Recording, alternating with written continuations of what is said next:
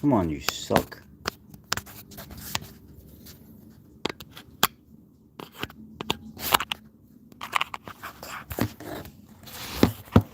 I apologize about that. I'm trying to get this set up. Let me go take the bacon out of the skillet real quick.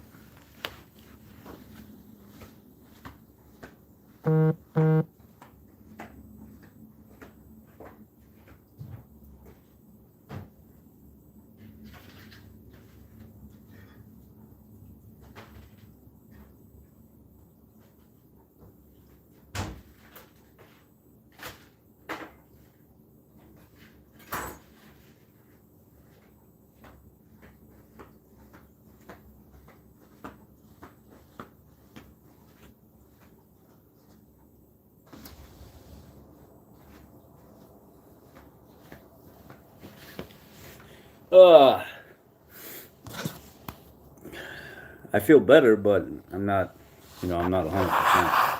Let me log into this Wi-Fi real quick. I just got banned live on TikTok. I went live on TikTok to help some people, and I showed one of my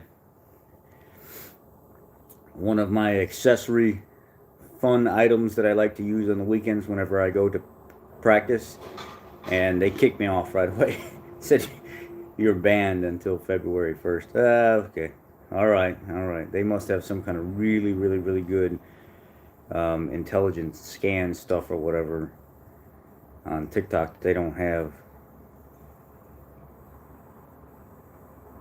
And I didn't even talk about it. I just showed it. That was it. Just beep. Done. Let's see. Enter network security key. All right. I've never had this laptop hooked up to my personal Wi-Fi at home, so I'm gonna hook it up real quick.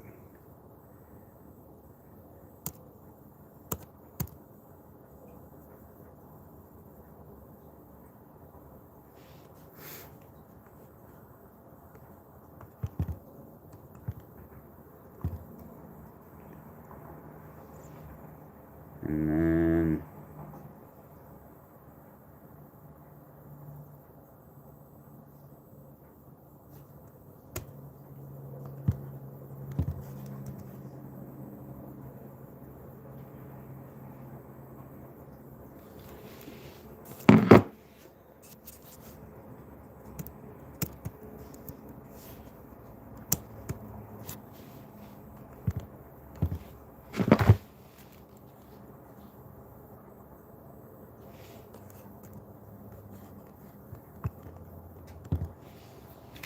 let it authenticate real quick.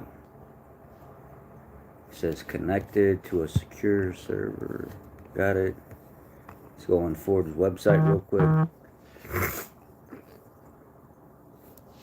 Excuse me if I try to clear my nose or whatever. I'm draining right now. I've been taking zinc and vitamin C and vitamin D3 and K2, magnesium, Dayquil, NyQuil, and within 24 hours, almost feels like the vitamins alone pretty much kicked everything that I was dealing with. Got a little bit of achy joints real quick, so it'll be a few quick days in and out of this.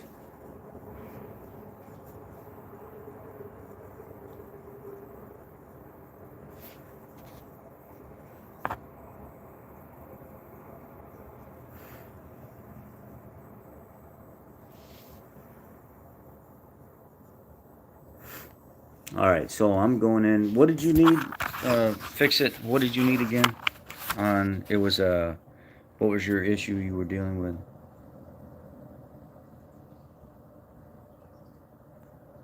I forget the exact. Hey, what's up, man? Do I recommend induction cleaning on a 2.3 liter Ecoboost Explorer? At what interval? You got to do those things all the time on those, because if you're on the 2.3 liter Explorer, isn't that just direct injection? That doesn't have port and direct injection. That's just direct injection, I'm pretty sure. So that you're gonna have to do that often. You're gonna have to do that if you can do it at home, something like every 10,000 miles or whatever. You have to realize there's nothing cleaning those valves, so there's no good interval for that. So you're constantly sucking in blow by on that intake side, and it's covering those valves. So I say every 10,000 miles because think about it this way. When you have direct injection and port injection, those valves are getting cleaned all the time from the moment you start the vehicle. They're getting lubricated and cleaned all the time. So when I say something like 10,000 mile interval, can you imagine the amount of buildup that can happen in 10,000 miles? And people are like, oh, that's too soon. That's too soon. The hell it is.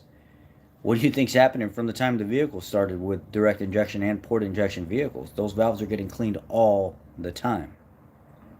10,000 mile interval is not an unreasonable interval for something that's constantly sucking in blow by. Good morning. Positive Motivations with Bree. Samia, nice to see you here. Everybody else, nice to see you here.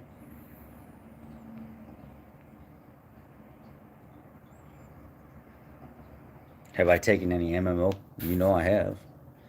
Bypassing the gem for the four-wheel drive on a 2003 5.4. Okay, so let's go here.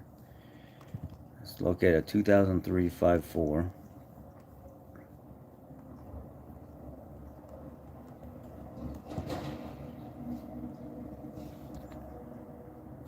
F250. And pull up the wiring schematic for it.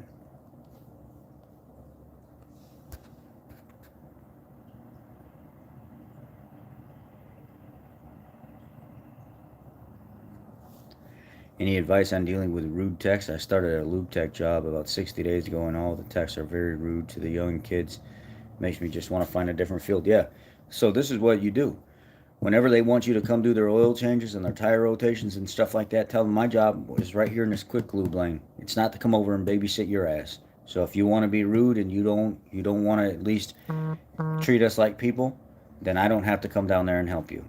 It's not part of my job. The technicians at our dealership, they do that stuff to the lube techs too, but they're nice to them. So the lube techs will go help out and say, hey, the technicians will go up to them and say, hey, can you rotate the tires for me and change the oil? Because we don't typically get paid a lot of money to do that when we could be doing something else. But they don't have to do that. If those technicians were rude to those lube techs could turn around and say, you know what, that's not part of my job. They're not their boss. Even the senior techs in the shop, even though they look to them for guidance, they're really not their boss at the end of the day. So start standing up for yourself. Tell them, like, when you start treating me right, then that's when I'll start helping you. But in the meantime, no, you're going to keep talking to us like pieces of garbage, then we don't deserve that. There's nobody that deserves that in a business place. I don't care what position you run in that business. Nobody is entitled to treat you like crap just because they want to treat you like crap. That's not how life works.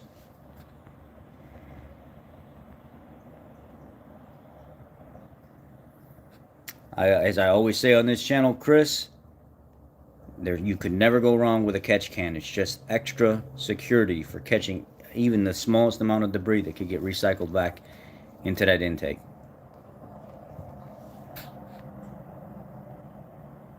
(2011) Ford Flex Ecoboost turbo whine. How do you tell which turbo is noisy? Get a stethoscope and listen to it. Have somebody rack it out. Be very, very careful. If you trust yourself, brake torque it a little bit, get a little spool going, or go online and find a cheap set of chassis ears and mount the chassis ears. You can get the Steelman wireless ones for like $150, $200 on sale, and mount it to the turbo area and identify individually via wireless. There's nothing wrong with that. I know everybody says that, to be honest with you. Alright, so I'm in the wiring. I can't keep up with everything so fast. In for cam phaser router reprogram, my dash cam revealed tech did not take truck for said test drive. Should I be concerned? No, I mean, if they didn't take your truck for a test drive, they can identify whether or not oh, you mean when the reprogram was done? Yeah, when you do the cam, if it's a 21B10 S3 or whatever, like the supplemental revision 3, you're supposed to actually take it for a test drive, and you're actually supposed to identify if it's shuttering. Now, could you call the dealership up and say, hey, the technician didn't do actually what the TSB said? The technical service bulletin actually said to reprogram the computer and take it on a test drive and make sure between 25 and 40 mile an hour, 30 and 45 mile an hour, that the vehicle wasn't shuddering and feeling like a misfire. I just want to let you know that I have a dash cam. I'm not trying to make a big deal out of it, but the technician didn't really do his job, because that's actually part of the technical service bulletin. You're supposed to do that, because if it does shutter after the reprogram, then you're supposed to pull the shutter, or pull the program out and put it back to factory. You could do that, but you have the vehicle, and I'm not saying to cover for this technician. Right now, sometimes we're going through a lot of stuff. If you have the vehicle and everything's working fine and it's not shuttering, you might want to just pop in, call and ask for the head service advisor or service manager and say, hey, you know, this is what it is. But then they may turn around and say, why are you recording inside a private facility without our okay? There's a lot of people that state laws sometimes on recording inside private facilities that are not public, because it's owned by somebody. It's not owned by the public, it's owned by them. You can record something that's viewed from a public roadway. So from a roadway into a private property, that's all legal to be recorded.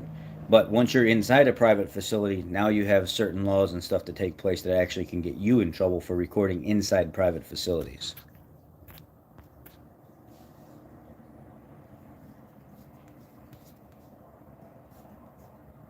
But I would probably say something like, hey, I didn't notice I didn't turn my dash cam off, and I went back to look just to kind of see what was done. And I noticed the technician didn't take the vehicle for a test drive when he was done with the reprogram. You might want to just coach him up on that and tell him that's part of the job.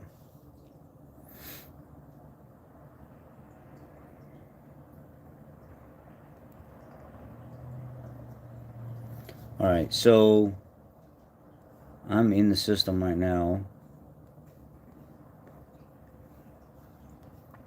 I'm looking for the four-wheel drive controls.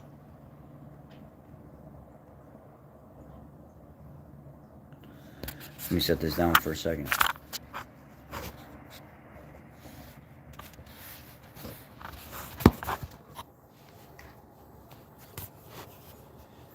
Yeah, somebody told me that before as well. They're like, well, you're recording these vehicles as you work on them. Yeah, in a facility that I work at. In a facility that every one of the customers typically end up finding out about my videos anyway. I share the videos with the customers. I actually call them up on the phone when the repairs are done sometimes and say, hey, I've got a video that I made up on your car I'd like to share with you, just so you can see what actually went on with your car.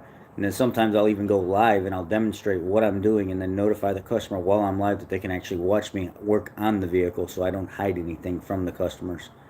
A lot of people get on me and they think that I'm doing something that's illegal or whatever when I'm recording customers' cars, but 90% of the customers all know that I'm recording their car on their cars. If it's something small and I just blast through it real quick, they're probably never going to see it anyway. But most of, like, a little old lady came in not too long ago, and I was like, would you like to see the video of me, like, actually taking the windshield wipers off and adjusting everything and cleaning the area out, so I can show you exactly where I would like to have you have somebody clean every once in a while, make sure everything's, all the leaves and stuff are pulled out of this area, because she had her cabin air filter blocked with all the debris, or the fresh air inlet with all the debris that was on the cowl area. And she thought it was the coolest thing in the world.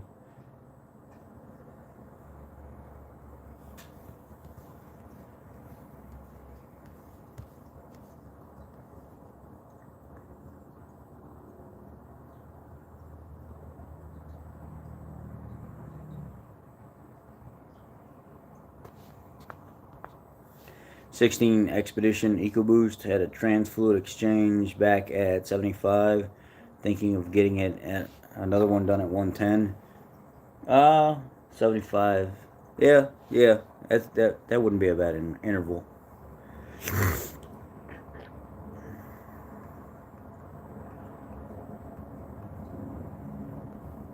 I'm looking in the computer right now to figure out.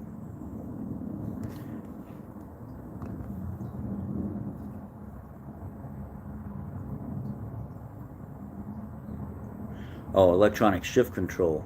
Here we are.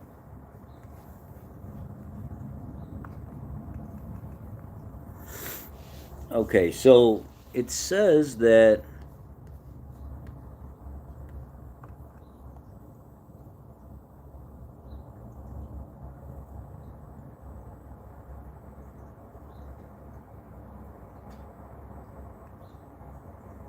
says there's a four-wheel drive module.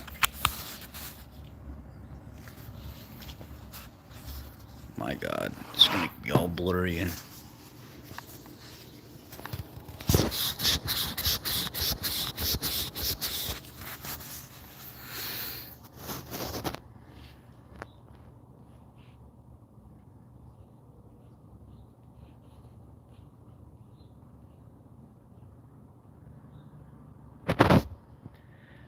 Alright, bypassing the central junction box.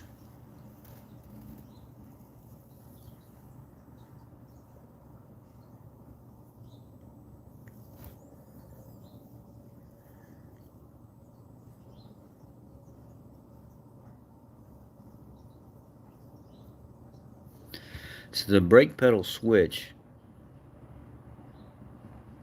takes away the power input from the central junction box to the four-wheel drive module. So whenever you apply the brake, it grounds the circuit out, takes that signal away from the four-wheel drive module, so it knows the brake is applied, and then the four-wheel drive switch goes from 2 to 4 high, positive switch.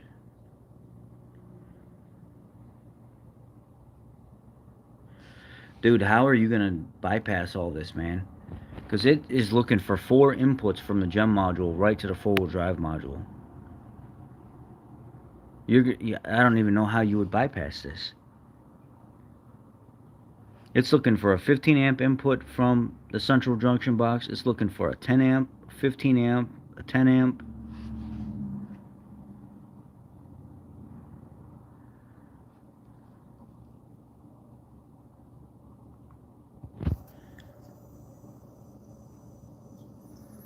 I mean, there's your fuse numbers right there. So if you want to try to run your own powers down there to that module, you could get like your own inline fuses.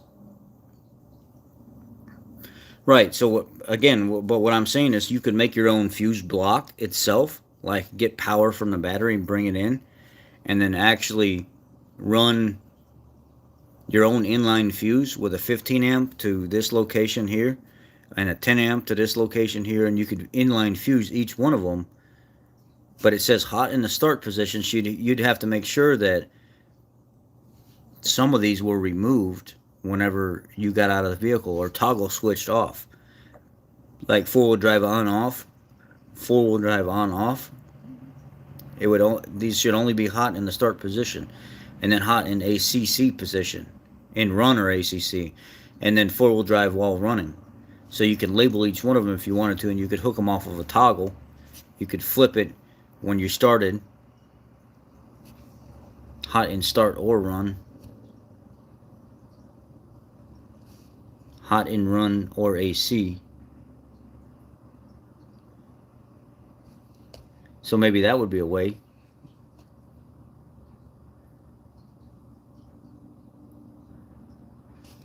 This one here would have to have brake input, so that one might, you might could do one of these each one at a time. Like figure out which one you're losing your control at. You know what I mean? If you figure out which one you're not getting power from, or something of that extent, or figure out which circuit is causing the problem. I don't know if you wanted to go through all that, but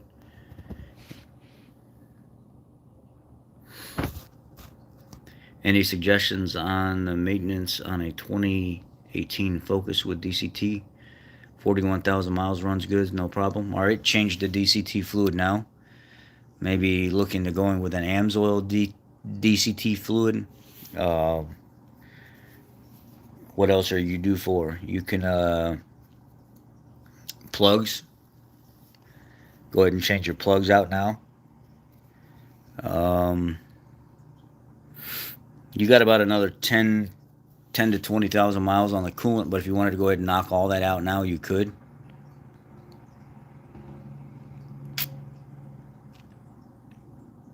And then I'd probably run like a can of EPR or something through the motor just to give it a nice little wash. Nothing too crazy.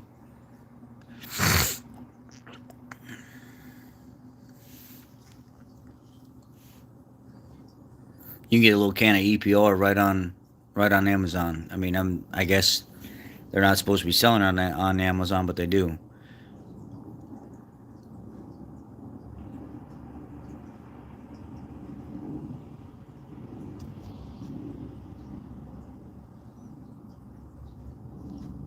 You might have a wheel speed sensor issue or something like that, Michael. And then there's an input here from the ABS control module, digital transmission range sensor. That doesn't come from the allows driver to engage and disengage for low.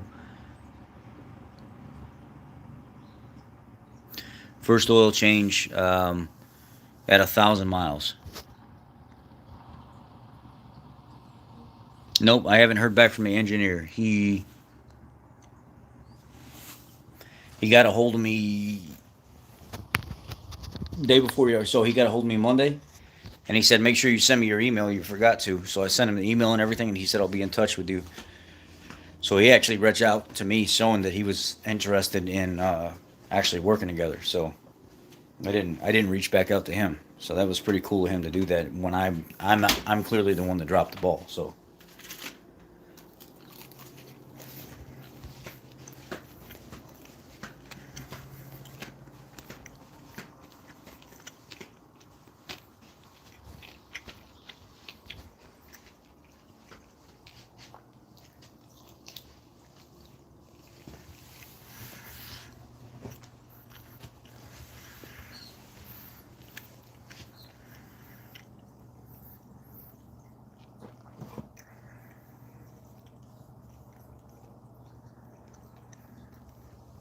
you can run some of that MMO through it as well. In your Focus, run some of that through there. 500 miles before you change the oil.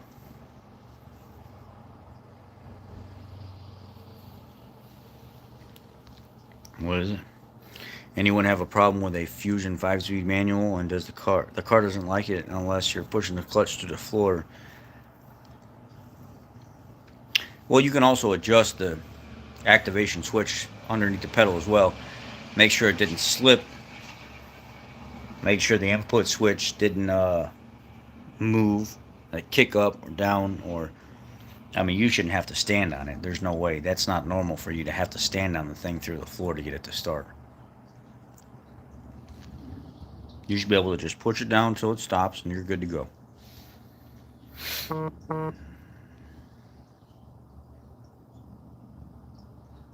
I mean, all the way down is one thing, bloodshot, but they specify through the floor as if you're having to stand on it. That's not normal. 15 F-150 3.5 Ecoboost stiff brakes at the end of braking on almost feels like ABS is engaging, but on light also stiff steering on there.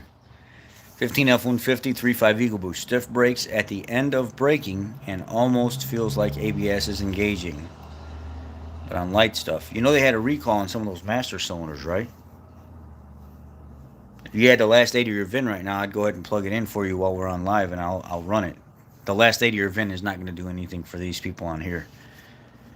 You got to have a parts catalog to pull up the rest of everything. Or you can email me the last 8 of your VIN, and I'll look it up and see. I know we were doing master cylinders on some of them because they were starting to leak inside the brake booster. Almost feels like ABS is engaging. That could be because you have a bad ABS sensor or something starting to go out, or a tone ring on the wheel bearing starting to act up. I had that on the town car.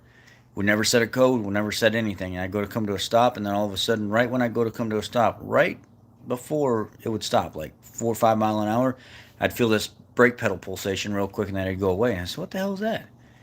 Never sets a code, never does anything. And then eventually I got the vehicle up in the air, and I'm shaking it down. Wheel bearing was just a tad bit loose. Changed the wheel bearing, never happened again.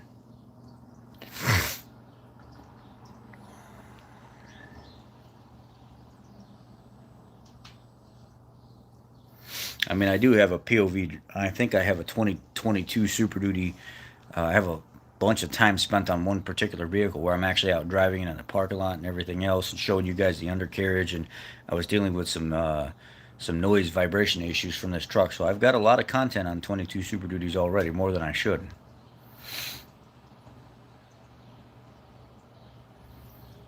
Good morning, buddy. Yeah, home shopping is a little stressful. It is. It's stressful. So we'll see what happens. You know, I looked at homes here. I looked at homes up in Wisconsin. I can get twice the amount of home that I can here for the same amount of money. So you look everywhere else and you see what people are buying with the amount of money that I would have to spend here, and it's twice the amount of home almost, or 1.5 times the home, twice the amount of land here. Um, than I could get here. So that's kind of, we're looking at other options as well too.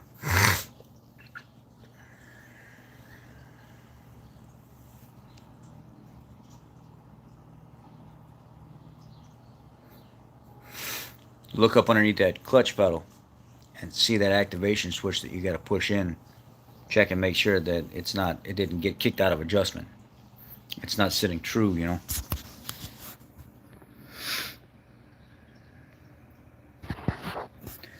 You have F-150 3.5 Eco. I get white smoke at startup. Dealership says that this is normal. Is it? No, it's not. It does not burn coolant or oil. I mean, if it's real cold outside, you'll get a little bit of a misty white, more of a clear white, grayish that comes out, and once it warms up, it goes away. But if you're actually getting like legit white smoke, like the color of this screen white, no, that's not normal. Normally, that's a sign of some kind of coolant burning or something to that extent. What's up, Bob? Brother? Brother from another mother? Do you believe the 2.3 liter four-cylinder will be more reliable than the 2.7 liter V6 twin turbo because it's longer history of applications? No, not necessarily. Ford really did build a pretty good vehicle with that 2.7 liter motor. We rarely have problems with that. I mean, rarely have problems with that motor. So it's a toss-up. The 2.3 liter has been a great motor so far, but they've had their history of head gasket issues amongst the multiple different platforms. The only one I haven't seen the head gasket issues in so far is the Ranger setup. The 2.3 liter and the Ranger simply just, I haven't seen any problems at the dealership at all. But the 2.3 liter and like the not so much the Explorer either. I haven't really seen the head gasket problems there, but in the Mustang and the Focus, maybe one or two instances over the last 5 or 6 years on the Explorers, but not really. And in the Rangers, none at all. I haven't seen any coolant issues with the 2.3 liter head gasket issue at all.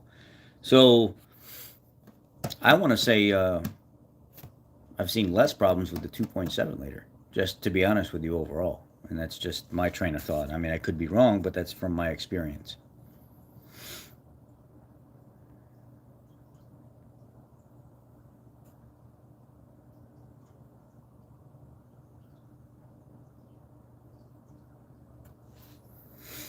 Given that info, how soon should the first oil change be? 3 months?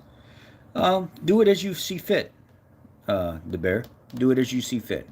If you only hit 5,000 miles a year and you got a new Maverick, I would say give it, give it some time. Give it a few months of driving it here and there, and then, then get your oil changed.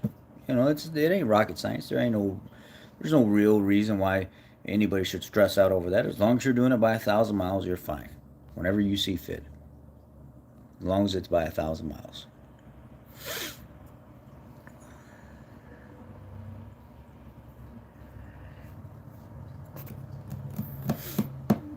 Here's the best way that you guys can help me if you have concerns that you've already been to the dealer. Because I don't want to be played against the dealer, because I am the dealer as well. I work at the dealer. The best thing for you guys to do is when you have concerns, you have a YouTube name and you have an icon. Those two things mean that you have a YouTube channel. Those two things also mean that you can post videos. All those things that I just mentioned mean that you can actually take that video and upload it to your YouTube as unlisted and share it. You actually, in the drop downs, you'll see it says unlisted, private, public, schedule, a premiere, whatever. Find the one that says when you load the video, only people that I share the link with can see this. Or load it up and post it so people can see and you can get some help. It's the easiest way to have me help you is by having something for me, not just these little words on the screen that sometimes can make you crazy because you're not seeing exactly what the person's talking about because they're not explaining it correctly.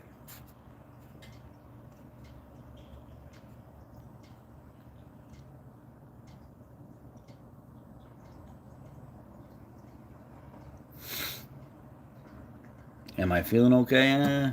I'm better than what I was yesterday. Each day a little bit better. Tomorrow it feels like maybe by tomorrow or the next day I'd probably be completely over this.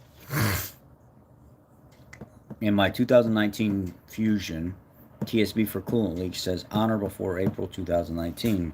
My coolant is below the minimum and I hear bubbling from the overflow when idling. Is my engine screwed? 26,000 miles? No, it's not. Some of that's normal. Over time you may lose just a little bit. It's not going to be a totally sealed perfect system all the time. So let's see how long. If it's just a little bit below the minimum, when you get up to operating temperature, you should be between the minimum and the full, or the cold and the hot. Operating temperature is right in between. Fill it up until you get right at that minimum mark. So let it cool down. Let all the fluid drain back. Let it sit just below that minimum mark, and then fill it up in between the two marks. And then, or no, I'm wrong. Fill it up to the cold mark. And then when you warm it up, it should rise up just a little bit. And then leave it alone and monitor. If it's not dropping like crazy, you don't really have a concern. It's not a perfect system.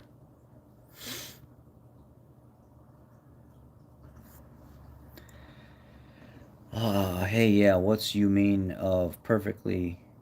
I don't know what that means. Looking at a 2001 Vic police car, only 110,000 miles, that was parked for 7 years and not started or driven. They say needs a fuel pump. What else would you recommend before trying to start the engine? Well, fuel pump, and then there's a fuel filter right down there on the actual frame rail itself. And take you a can of ether just to be sure. Hit it with some ether just to make sure it does fire over. Or you can get some gas and a spray bottle and do the same thing. But I'd use ether. You're fine. You ain't gonna screw nothing up. Just a little bit at a time. Make sure it runs.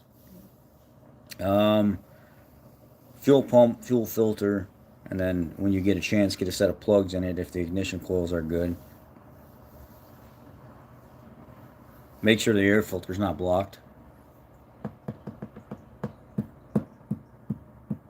And if you can, take a little code reader scanner and take it out there with you and read and see what's stored in the computer.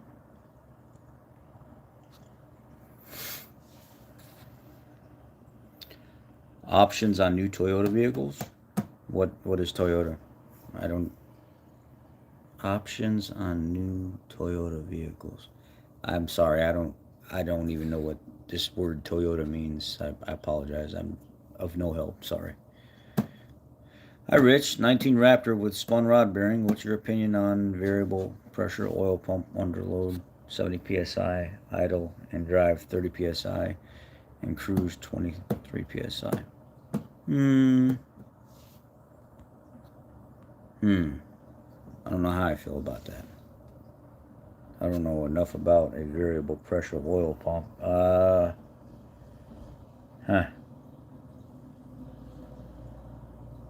Let's see. I don't know. I'd have to have some time to think about that. I'm not sure, and do a little bit of research. Mr. Fix-It, if you're still on here, what else are we going to do? Where are we going from here? Because I don't see how you're going to bypass everything without at least a little bit of a headache. And do you want the pin locations for this stuff? Do you want me to see if I can pull up a connector, what pins each one is, or what are we going to do with that?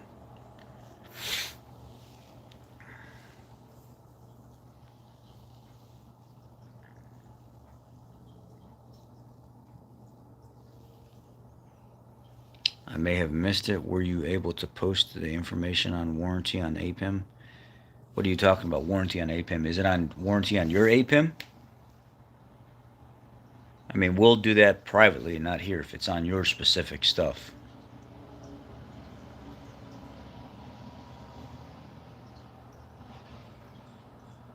See you, Naito.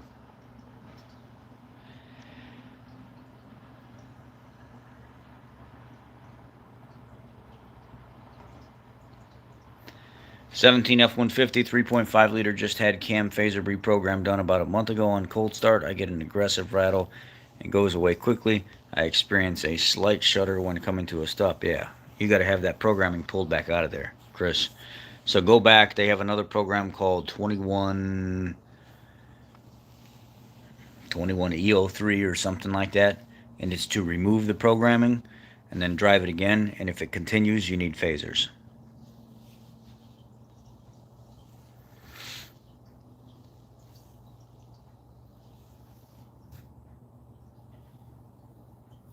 Yeah, if you're under 2200 RPM and you're just kind of putzing around a little bit, you're going to feel a little bit of shudder in those DCTs. They really are meant to be driven hard.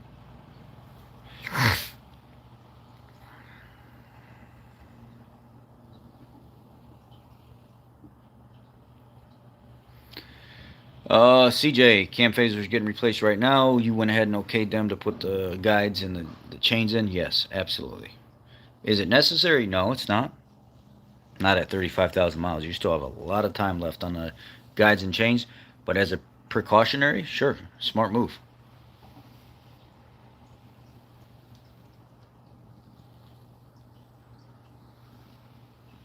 Thank you, Tim. I appreciate that. I'm trying to do some maintenance today. Trying to trim up, go cut the nose hairs and stuff next. I've noticed I look in this camera. I said, "Bro, you got some damn nose hairs, man. No wonder why people are picking on you."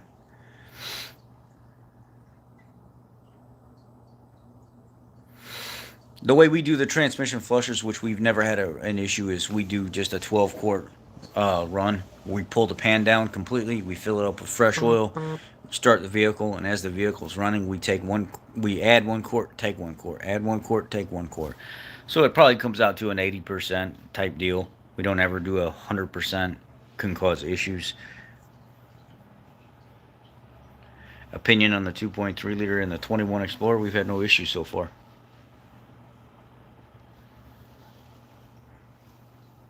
How does a Ford Escort 1.9 liter 4-speed manual go over 500,000 miles with no rebuild? Well, it's because we live in different times, brother. It ain't the same anymore.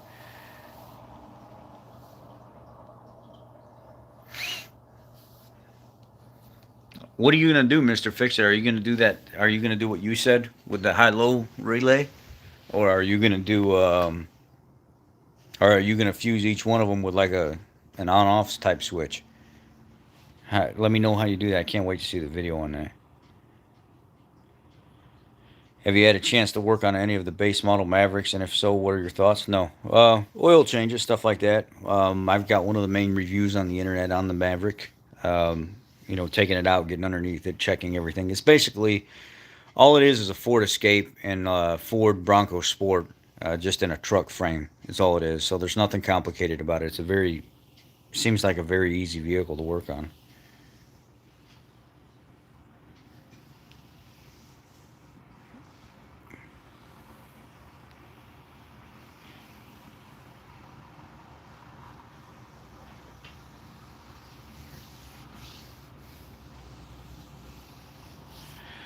Norris, what are you wanting to know exactly about the APIM stuff? What are we? I refresh my memory because I'm not remembering what we talked about. 2016 F-150 3.5 smoke on startup, heavy smoke when it's cold, light smoke when it's hot outside. Goes away after a few miles on the road. Dealer says it's condensation, normal. It all depends on what it is. If it's just if it's a heavier white smoke, yeah, it could be normal. Or heavier, like a whiter, clear gray smoke, that could be normal. There's a lot of water in those exhaust systems, just in general, especially when you're going from cold to hot and then back down hot to cold, and then everything starts to warm up again, and whatever froze up in the exhaust system overnight is now thawed out in those lower parts. And then as you're going down the road and it's thawing with all that hot exhaust coming across it, it'll start to steam up. Is there any new Ford worth buying? I'm considering going back to Toyota or get my first Honda. I mean, well, with the way your train of thought is already in that question, it already seems like you have your mind made up. So there's no point in me really answering that, is there?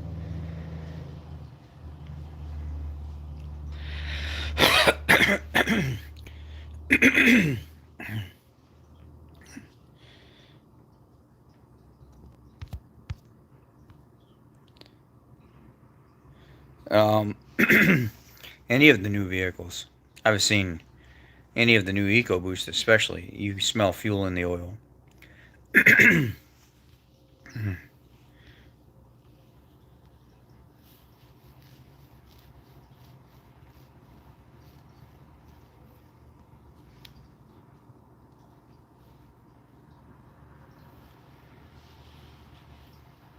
Mm.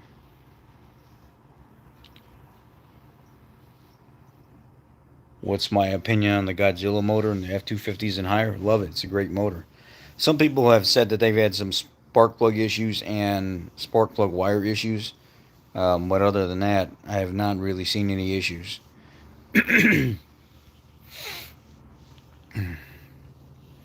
If money was no object, what truck would you buy? Super Duty Ford? Uh, I would buy a Super Duty Ford with a 7.3. That's where my mind would be at.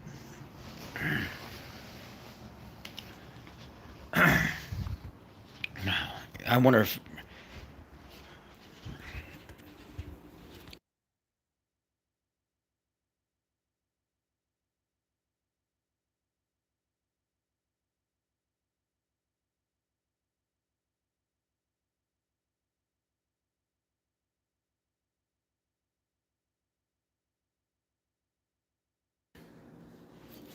I had to spit that shit up.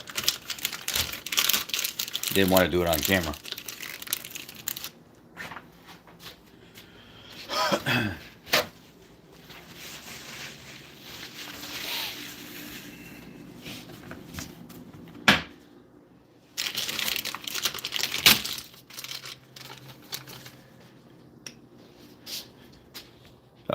4 Tech has run tests, but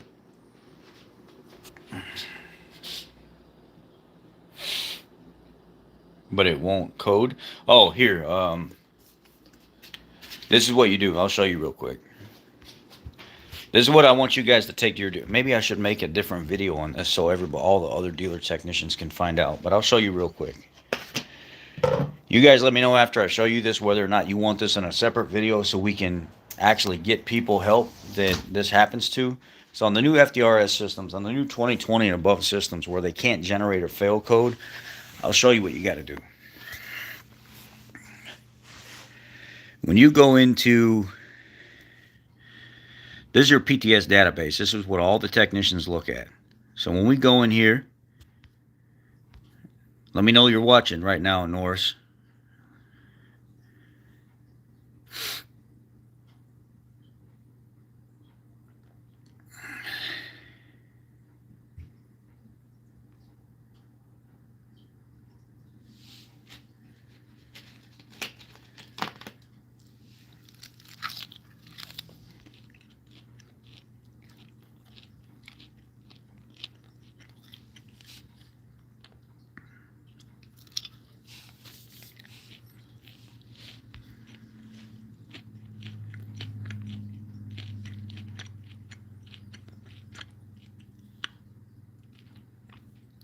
Norris, do I have you on here right now?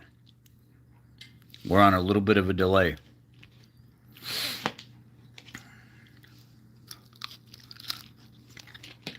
All right, so this is what we do.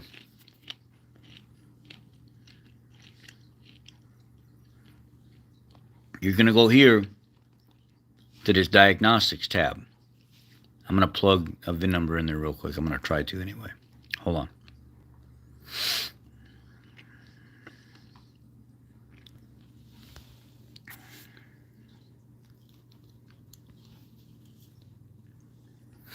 I don't think you'll need to revin it, but you will have to reprogram. You'll have to do a PMI.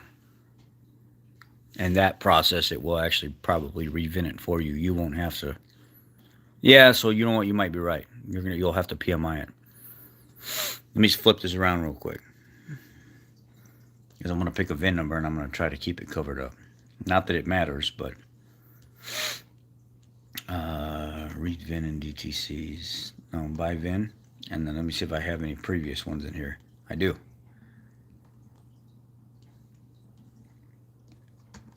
...2020 Explorer. All right.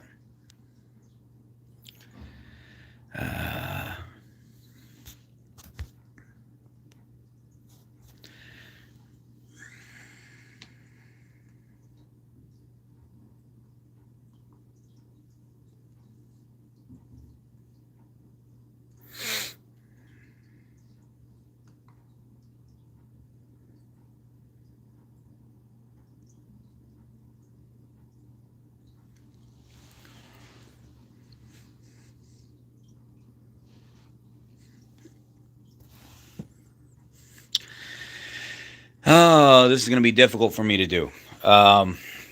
Fuck. So I'll tell you real quick without a VIN in there, and then I'll explain to you once we get in there.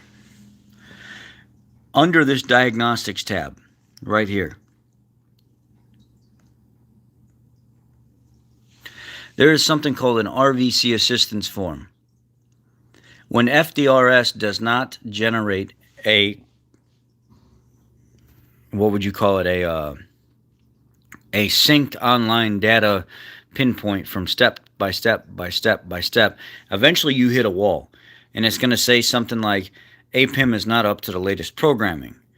Update the programming before we continue. And you're like, well, I have a bricked APIM. How in the hell am I supposed to put updated programming in an APIM that won't take the programming? That's the failure part in FDRS. It will not continue. It will not let you pass forward. It will not give you an RVC code so you can order a new APIM. The way that you circumvent the system here is you go to this tab right here on the Technician Database site, and it says Diagnostics. And you go to the Diagnostics tab, and all the way on the bottom it says Rvc Assistance Form. You go to the Rvc Assistance Form, and you manually submit for that RVC. And within just moments, you get a brand new RVC and you're able to send off, and there's no issue at all. So I'm actually going to get off of here. We're going to create a short video whenever I get off of here. And I'm actually going to do a video to show other technicians on how to get that RVC for that APIM when FDRS is not working with you and it shuts you down and you can't progress forward. That's how you get the RVC for your APIMs.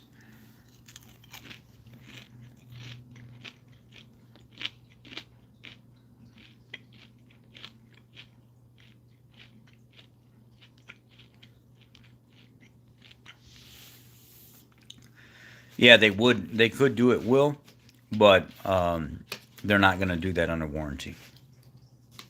You're going to have to find an aftermarket shop to do that for you.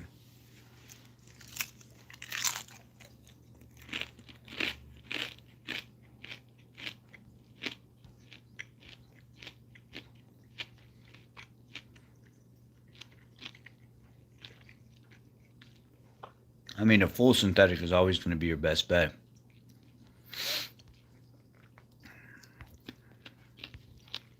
Norris, let me know that you got that.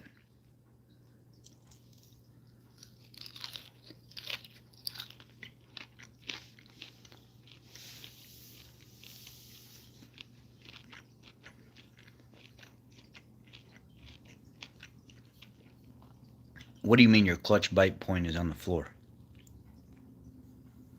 You mean it engages like an inch off the floor? Like when you press in and you start to come up off the ground? Once you start to come up off the ground, about an inch and a half above the ground, that's when it should start to engage. So that kind of seems normal if that's what you're saying.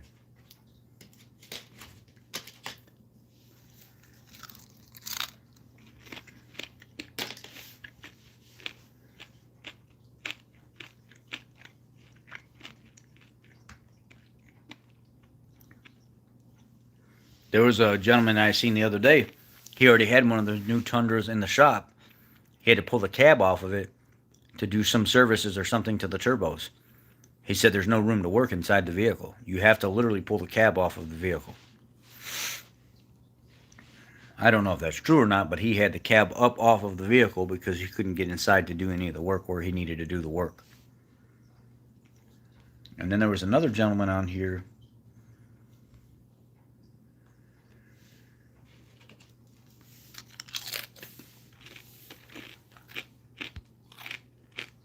All right, here. One more time. When you go in here to communicate with the vehicle as a technician, if FDRS is not letting you forward with your APIM diagnostics to get an RVC code, go to your login. Log in the computer. Right here on the top it says Diagnostics. Click on Diagnostics on the top of PTS. All the way at the bottom of that, there's something called an RVC request, manual request. So you don't have to go through FDRS. You can go to Diagnostics. You can go to the end of the RVC manual request. You can go into that, and then you can type in what the problem is, the APIM, and it will generate an RVC code for you so you can order one. Now, I would shoot a message to Hotline, and I would tell them what your situation is and say, hey, look, I'm going to manually request a RVC code, so you're not just making it up on your own. That's okay to do. Or if you did do it on your own, you could specify, hey, in this instance, this is why I'm doing this, because I have a failed APIM. It won't take programming. All my communication wires and everything are fine. FDRS is not letting me through to the next step so I can get an RVC code, so I had to manually request one through the Diagnostics tab.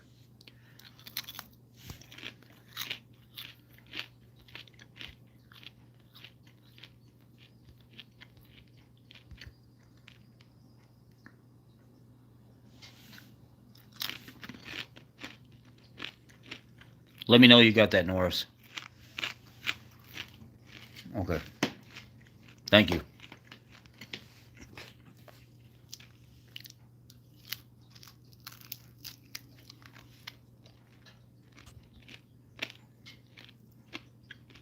All right. We got 2001 Ford Ranger.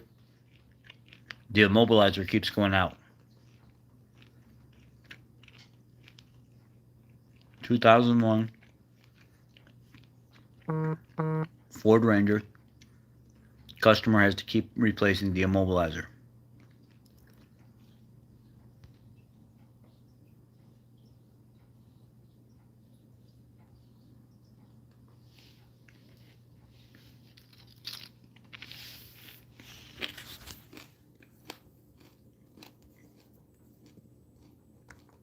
Let's see what we got here.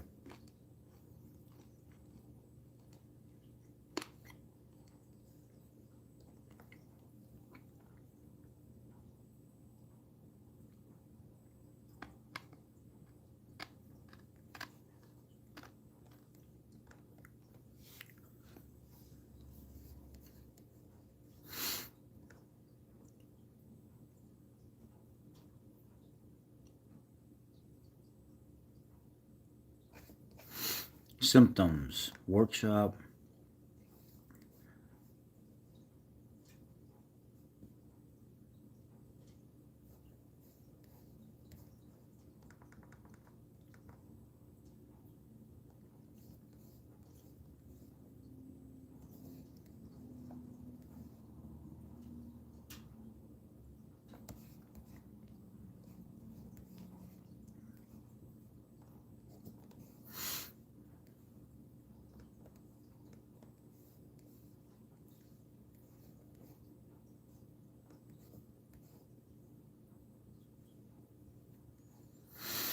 Start, run, move is what I'm looking for. Maybe I should go to PCED and then go to symptom chart, powertrain control emissions diagnosis manual, and then go to symptom chart, and then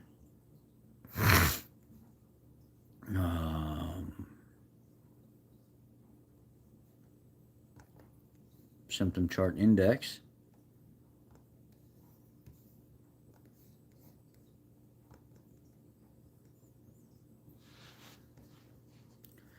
rough idle,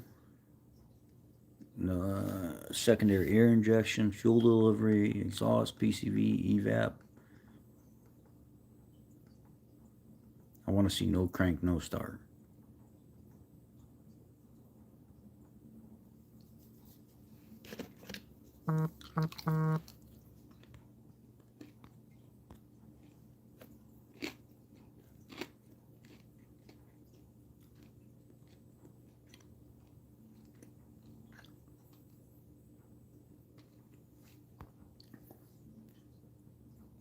(2018) Corolla has an evap leak code, PO455. That would be your purge valve, more than likely.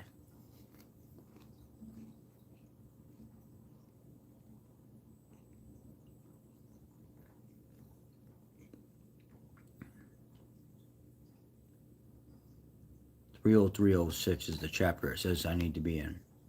Starting system 30306.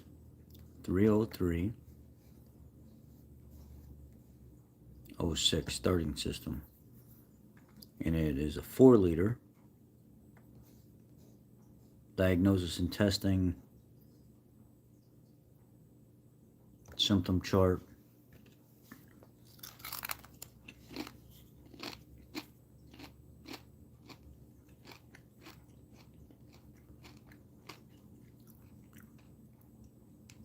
The engine does not crank. Possible causes: battery, fuse, starter motor, ignition switch, circuitry, starter motor relay, clutch pedal position switch, or anti-theft system. Anti-theft system.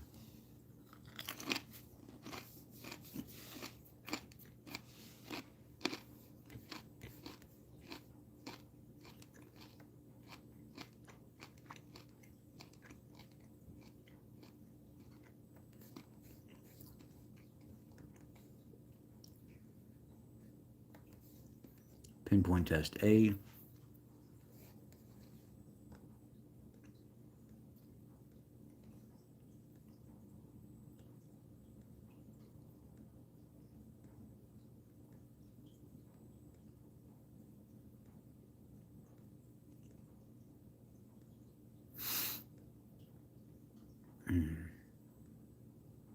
I'm not seeing anything in the TSPs either on this vehicle.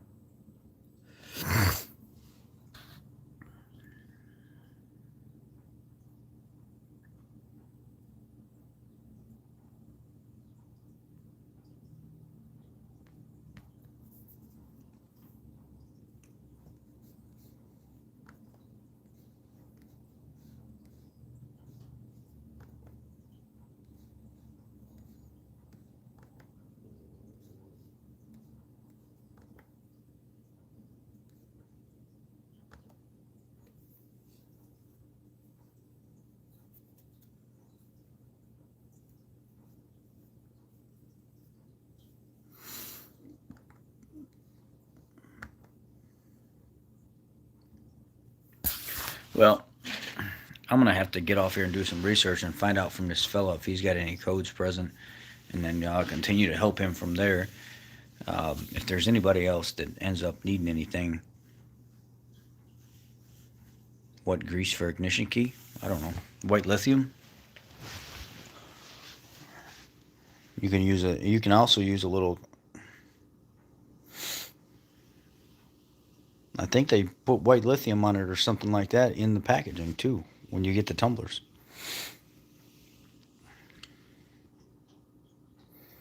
'05 Ranger 3.0, great vehicle. Buy it. 2.3 liter Ecoboost in the Bronco. So far, so good. Doesn't seem to be any issues. 2.3 liters been out for a while. The older versions had their inherent issues with head gasket problems every once in a while, but it wasn't all the time, you know. We've seen people come in with over 150,000 miles of 2.3 liter Ecoboost and never had a single head gasket problem, but some of them do. New ones don't seem to have the problem, but I don't know for sure. Seem to be a good vehicle.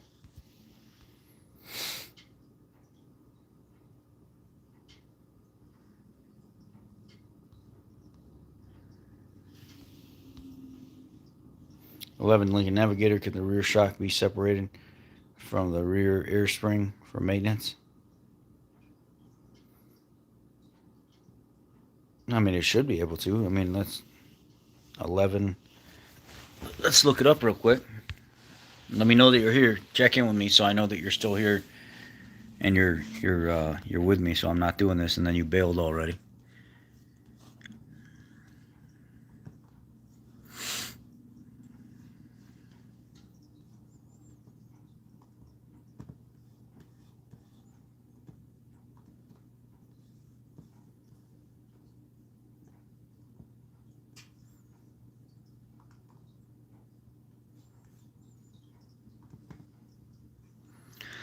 '11 Navigator workshop.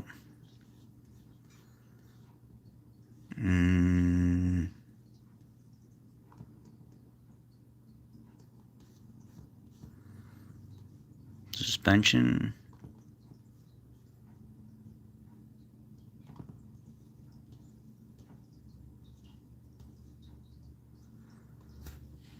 Rear suspension. Oh, vehicle dynamic suspension. Removal and installation. What are you looking for again? You said air shock absorber rear?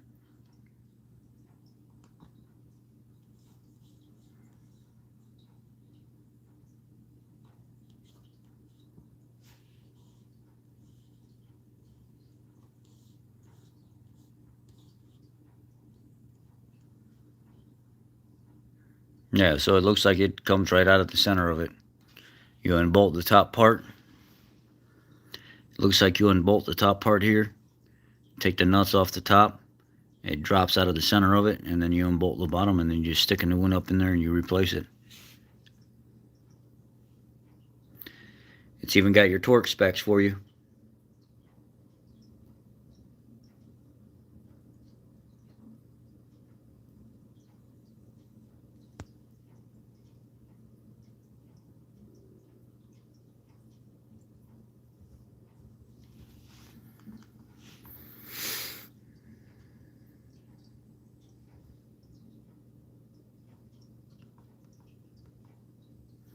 Looks like you can just pull the whole unit out if you wanted to. You can drop the whole unit out and then take the shock out of it, put it back, and then put it all back up as one unit.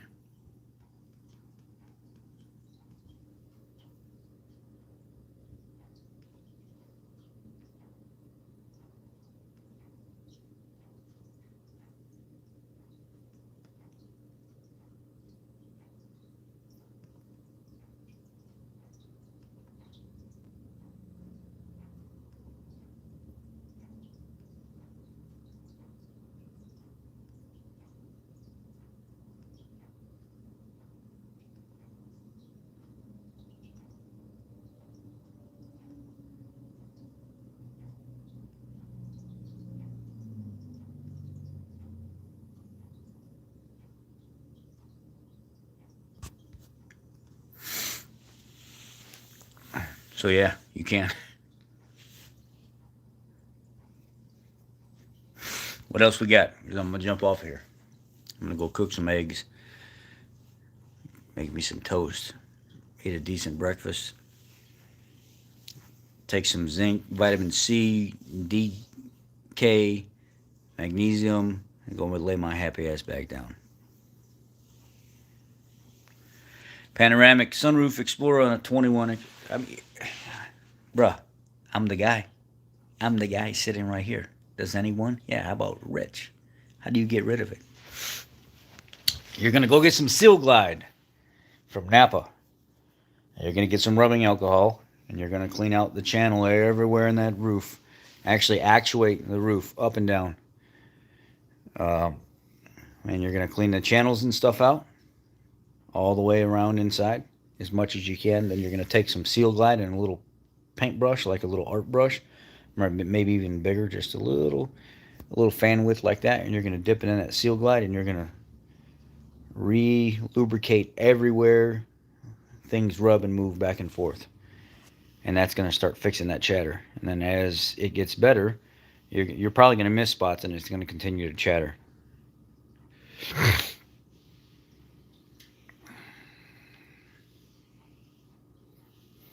Go back and look at my Expedition, either Expedition or F-150 video where I fixed the chatter in the sunroof. It's in the library. Go look at that. I show you guys exactly how to do it, how to clean everything out, how to relubricate everything. Every time you hit a bump, it pops and creaks and chatters. And then after I did the cleaning and the lubrication, it went away. Do I need to bleed the clutch if the whole pedal is dead play after bite point at bottom, or is it something else? Any help will be appreciated.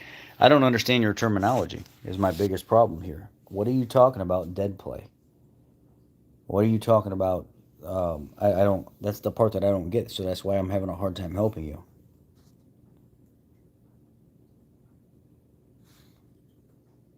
Home oil changes stop warranty from being good later? No, it doesn't. Magnuson, that Magnuson Moss Act or whatever it is, protects people. They can do their own services. Literally under warranty, you can keep your receipt and the mileage, the date, the amount of oil, and document everything and keep it in a little book in your glove box. And as long as you can provide that and you show a purchase receipt of that oil, there's nothing that anybody can do to you for changing your own oil.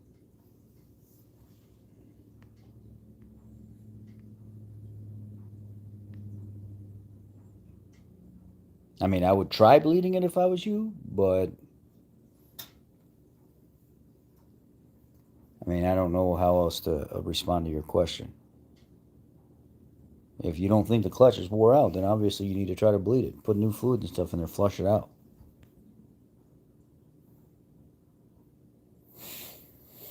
'21 plus F-150 5-cylinder deactivation. Any issues you foresee? Not so much. Not yet, anyway. I mean, I hope they don't turn out like the GM products. Morning. Morning, good morning, good morning. I love this guy's name, H.R. Ford, and then he's got that wild looking anonymous type face with the fire in the background. H.R. Ford. It always makes me think H.R. is watching me, which they do anyway, but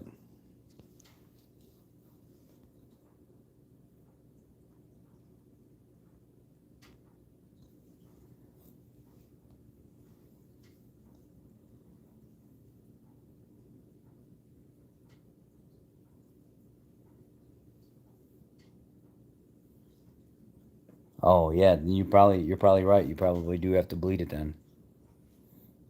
Take it somewhere, have them put new fluid and stuff in it, and bleed it. A lot of times, you even have to jack the front of the vehicle up and crack or take the cap off of the reservoir for the clutch, and it'll have to take some time for the air that's in the system to actually find its way out.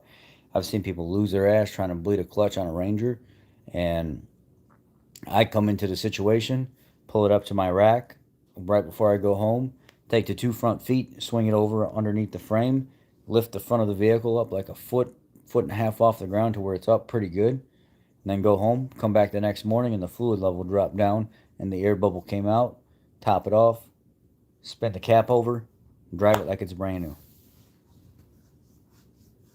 And they were bleeding it and bleeding it and bleeding it, but because of the way the channel's set up and that sliding mechanism in the clutch master cylinder, it was trapping air inside it.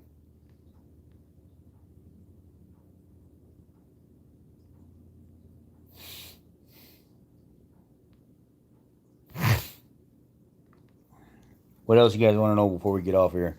Because I'm about to get off. We're about to get off here. Go cook some of these eggs. Eggs are good when you're sick.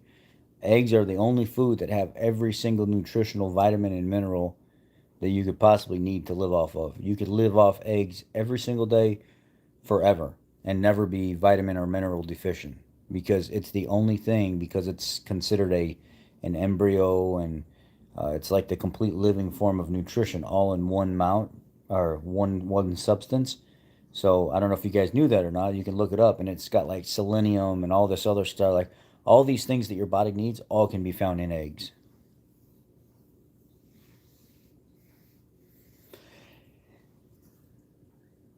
I mean, the only thing you'd have to worry about with a belt drive oil pump is it's slipping or something like that, or starting to wear out. But you're going to have a service interval at that point. So You're going to have to watch the little tensioner to make sure it's not wore out, and you're going to have to keep an eye on the actual drive belt itself for the oil pump. So now people are going to be able to get away. People aren't going to get away with being able to say, no, I don't want the belts changed or whatever. You're going to have to do it.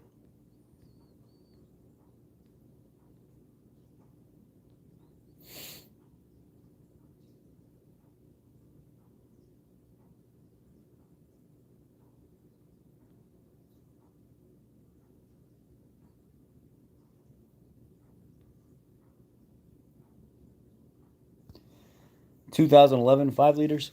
We don't really see any problems with the 2011 5 liters. That platform is actually one of the best built F-150s that Ford made. Was that 11 to 14 model, believe it or not. And I know some people aren't going to like what I say when I say that, because they didn't really have the phaser rattle and stuff as much as the newer ones do.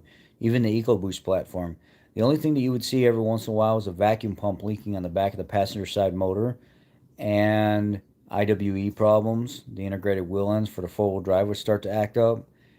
The 5 liter then was a pretty sound motor. There was no real issues. I wouldn't hesitate at all now to buy a 5 liter from 2011, but I'd actually have to make sure it was taken care of. I'd take my laptop with me. I'd run a relative compression check and everything while I was there at the person's house looking at it, or at the dealership. I would bring all my own software and actually run all these checks while I was there, just to see how far out of whack each one of the cylinders were. Because some of these, like the earlier model F-150s, when they were driven hard, 11, 12, 13, and they were used for work purposes a lot, by about 140, 150,000 miles, you start losing a lot of oil pressure. And then you have to go to something like a Lucas oil stabilizer to dump in the oil to actually help make the oil thicker, to start to pump up that oil pressure, so you would have proper, adequate lubrication and get the oil light to turn off on the dash. Or you could just simply go to a thicker oil, but more along the lines of an oil stabilizer would be the better bet. Um, just because that oil stabilizer gets on the metal and it clings to things and it lubricates it. Now, do I think that that's the best way to do it? No, it's not. I think the best way in a situation like that is to run to a 10W40 or something of this nature, to try to get a thicker oil in the vehicle, so you actually bring some of that oil pressure back at running operation. Then the oil light will drop off, and you've got a balanced additive package across the board, instead of adding Lucas to something that doesn't have additives in it to begin with. So early model 11 5 liters were pretty good, as long as they were taken care of.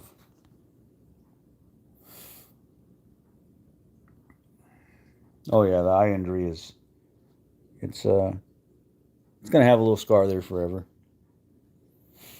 I actually like liver. You're right though. I forgot about that.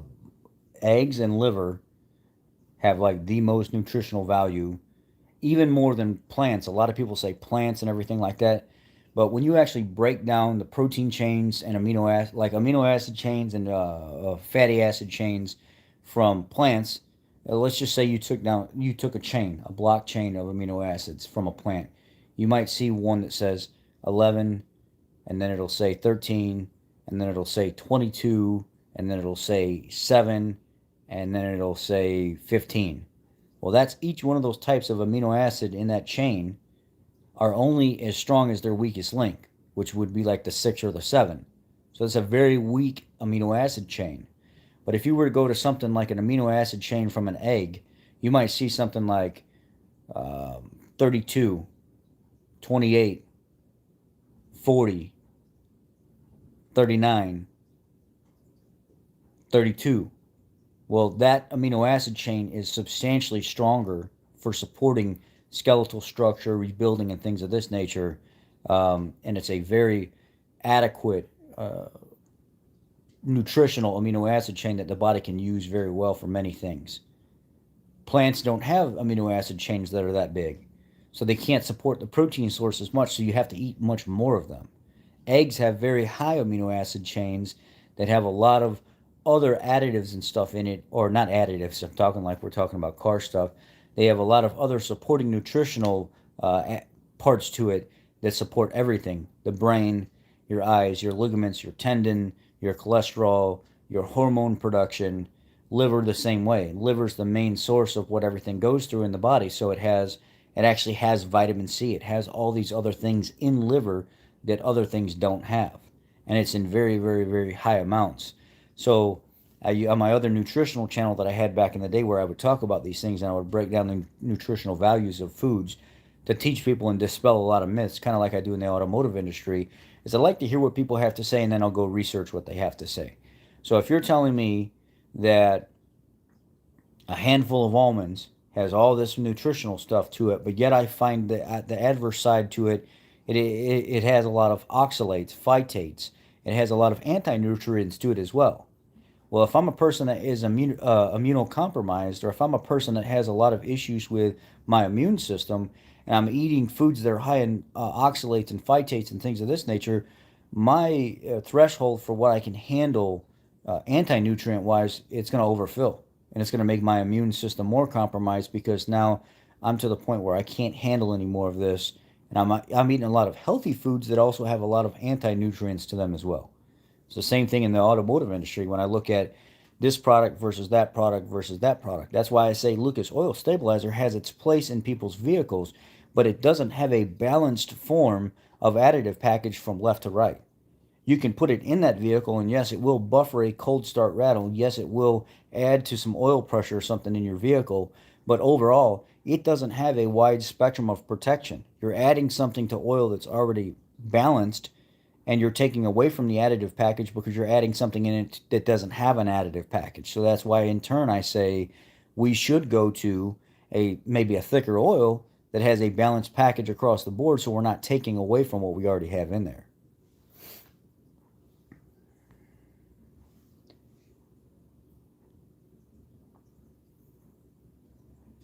"2018 F-150 3.5 liter 10-speed vibration humming while coasting, deceleration while cold. After 15-20 minutes of driving, stops. Torque converter, can't find answer." Um, hmm. That could be driveline as well. You could have a gear problem. You can have a drive shaft problem. You could also have a torque converter problem. The only way that you'd be able to eliminate the torque converter is on cold start. You'd have to have this program here that I've got. Let me show you. You'd have to have this program.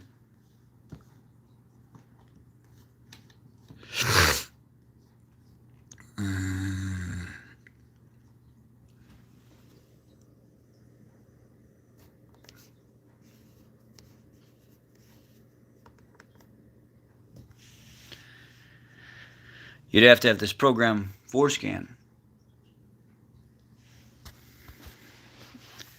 And what you could do is you could go in there and you could take command of the torque converter. You could turn it off.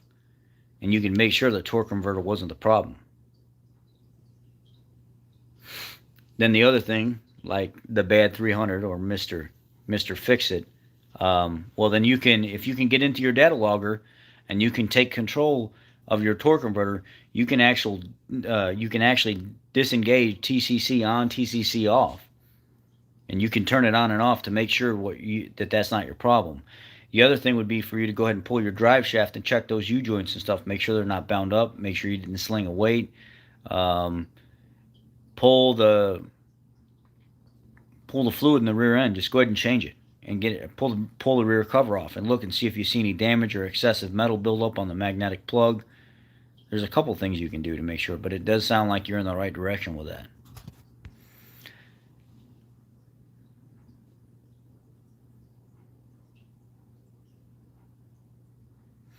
What issues were you? No, you would be fine. That's a full frame car. That they can handle that, no problem at all. Now, how you would do it, I can't help you with that because I don't do all that. But would it be able to support it? Yeah, it would. You'd just have to find you'd probably have to find like an IRS suspension or something out of a Mustang, and then you'd have to find a way to, unless you're going to do like a transfer case, and it's not going to be all-wheel drive. It's going to be four-wheel drive. It's different. I feel better, but I'm still not right. So that's why I'm still staying home.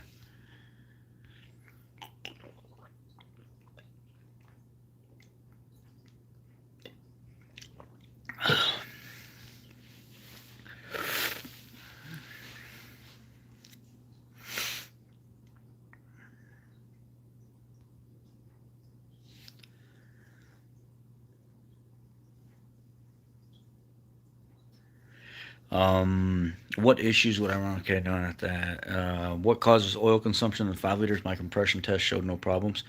It's not. That's not the issue. What it is on deceleration events. Normally, what would happen is you would kind of, as you're decelerating, it will blurp the throttle. It'll actually open up the throttle plate instead of letting it close completely. So as it opened up the throttle plate, it would reduce some of that vacuum inside the intake manifold. Well, if the throttle snaps closed completely and there's a lot of vacuum inside that intake manifold, what do you think is going to happen? It's going to pull oil from the crankcase. So they have you go back into the dealership and they have you reprogram the computer so on deceleration events it opens that throttle blade up some to reduce the amount of vacuum that's inside that intake manifold. So your engine acts more like a compressor pulling from fresh air rather than a compressor pulling from a closed throttle plate that ends up pulling oil out of the crankcase and then pulling it back into the engine. So the reprogramming says open the throttle on deceleration events so we can pull fresh air instead of pull against a closed throttle plate and then end up pulling oil out of the crankcase. That's why.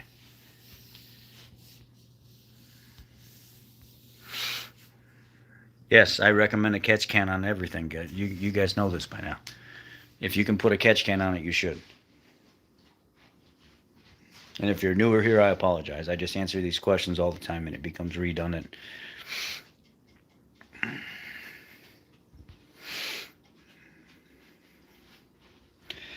Brother-in-law lug nuts completely snapped off rear tire as soon as he got off interstate on Jeep Wrangler. A mobile mechanic replaced the whole axle. Very scary. Somebody probably over torqued him.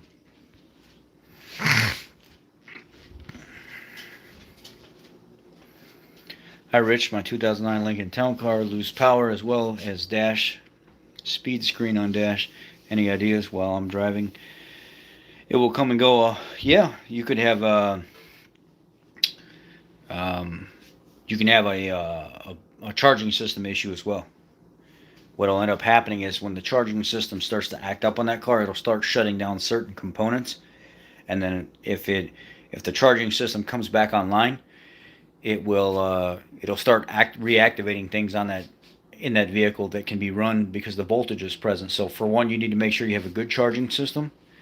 You need to make sure the battery's good, and those did have cluster problems. You may end up having to put a new cluster in it.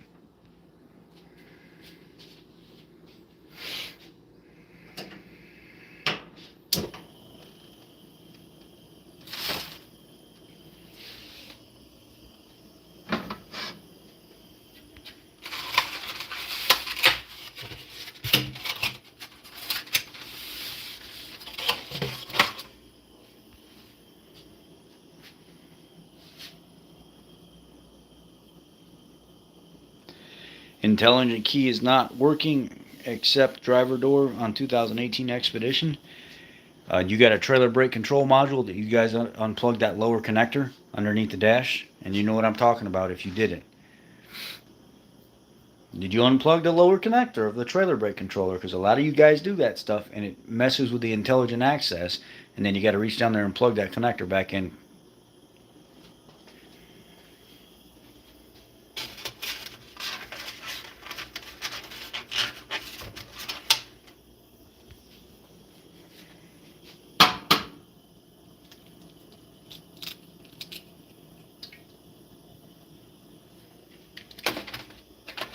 Okay, so then you're going to have to, unfortunately, if it's still under warranty, it'll have to go to the dealer.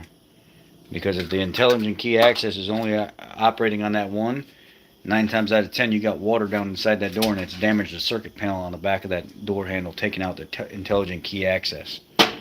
Or you've got a broken wire inside the door pivot area where it actually opens up, where the door opens up and you get that little rubber harness area. The wires break inside there and it takes down that network for that intelligent key.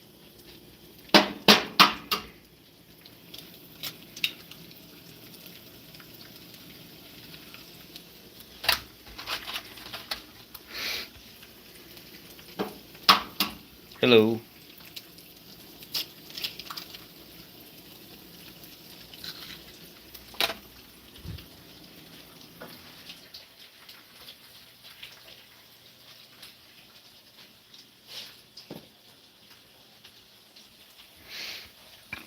notice some vibration and slight sputter when idle.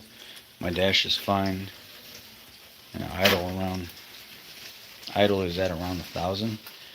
Been a while since I threw in a bottle of Techron. Should I throw in just in case? Your idle's a little high. Your idle should be down around 750, 700.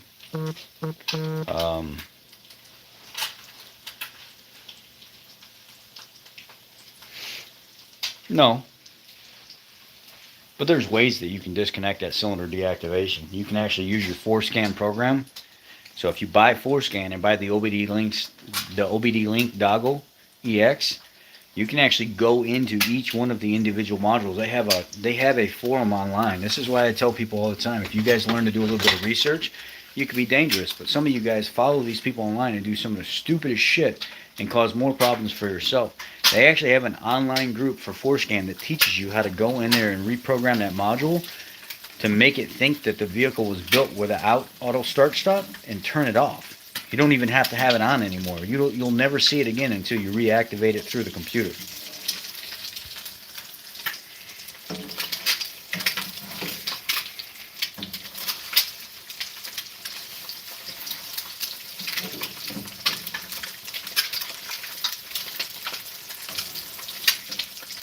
It's $50 for the program, and then it's $50 for the dongle that goes in between, and you just have to have a supporting laptop and you're done. 10 minutes later with programming, you're finished. You never see auto start stop again.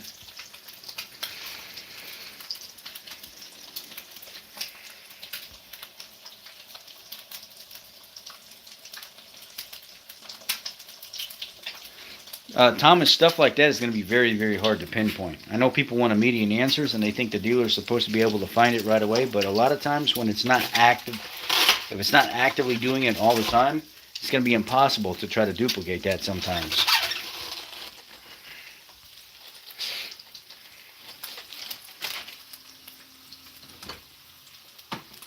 (2020) used 1.5 tanks of DEF on a 6-mile trip, but okay sense. Why would it do that?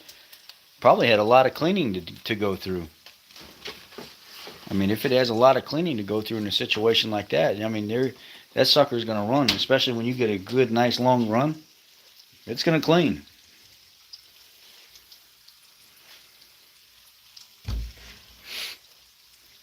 Oh, yeah.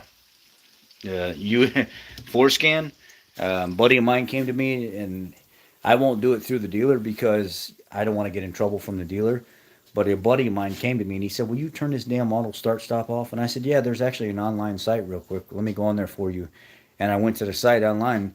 I just Googled 4Scan auto start stop disable F-150, and all of a sudden the chart pops up, and then it says change this number, change this number, change this number, and then hit copy programming.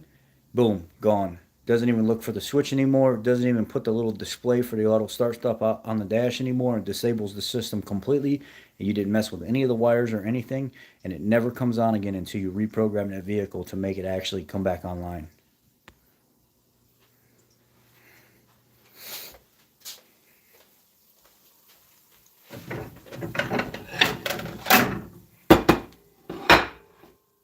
Excuse me. Sorry for making so much noise.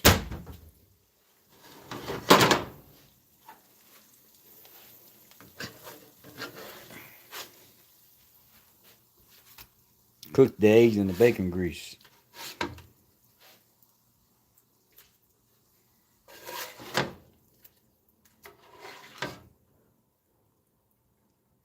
Runny eggs. Runny eggs. That's how I like them.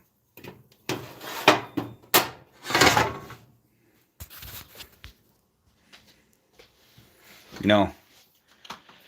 The Ford dealer's not going to do it unless it's out of warranty. Then the Ford dealer might do it. But you have to have a technician that's knowledgeable. You have to have a technician that has his own personal computer with the software. Because if all technicians are not going to be like me, where I want my own computer, my own FDRS, my own. How reliable is the electronic steering rack on a 2011 F-150, 200,000 miles? Yeah. I've never really seen a lot of those go out, to be honest with you, as long as you keep a good battery in it and you actually go to the passenger side frame rail and you grind down the grounds. There's 2 grounds on the passenger side frame rail on the outside. And then you go to the electronic rack and you take the ground off for the electronic rack and you clean it real good. And then what I do, everybody doesn't do things like me. Mr. Fix-It, he's got his own, deal that he fixes cars his way and everybody else fixes cars their way. Is what I do, I'll take the grounds off for that rack and on the passenger side frame rail, and I'll take a wire wheel and I'll clean it up real good. And then I'll take a little dab of XG12 electrical grease from Ford, or you can use dielectric grease. It's a little thicker. XG12 is a little thinner, and I'll remount the bolt back to the ground after I clean off all the surfaces. And then after I get everything mounted and torqued down, I'll take some ultra gray or some black silicone, and I'll cover that area up. So now no more moisture can get to that area. That ground is now protected, and you can't get salt and corrosion and everything else on that anymore. And if I ever have to go to that ground again, yes, I'm going to have to pick that silicone and stuff off, but I've covered that ground completely with a barrier of some contact grease, put it all back together, keep the moisture and stuff out of it, and I never have a problem with it again. And it makes those racks last a lot longer in those F-150s. So I don't have a lot of problems with those. I mean, they've simply been pretty good overall. I've had to replace a couple, but not very many.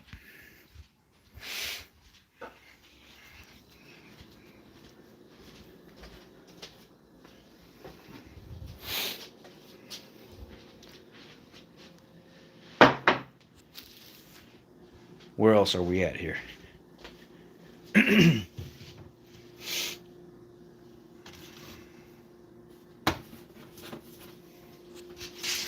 Anything else before we jump off of here?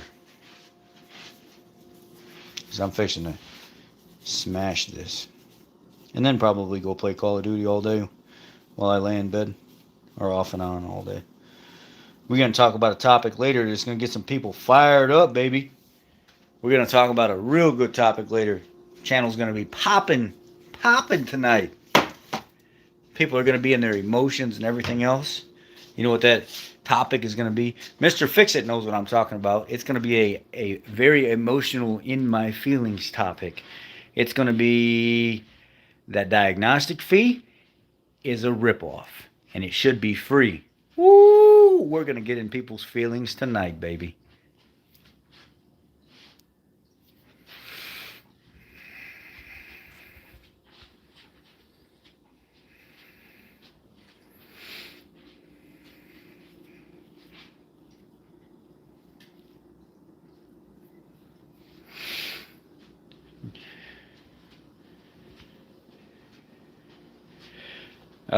Jet engine sound while slowing and stop for 20 seconds. No change in RPM. What vehicle are we talking about, James?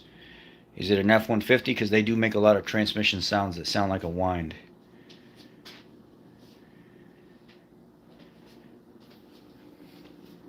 Oh yeah. I appreciate that, Dan. Oh God, the fee. The debated topic. Yeah, so there's actually service messages out on that, James, that talks about those sounds, those whines and stuff, and they say it's absolutely normal. I mean, I don't know what to tell you outside of that because we don't fix them for that. We fix them for shifting, shuttering problems, things of that nature, but not for the whines because they say that is a normal characteristic of that transmission.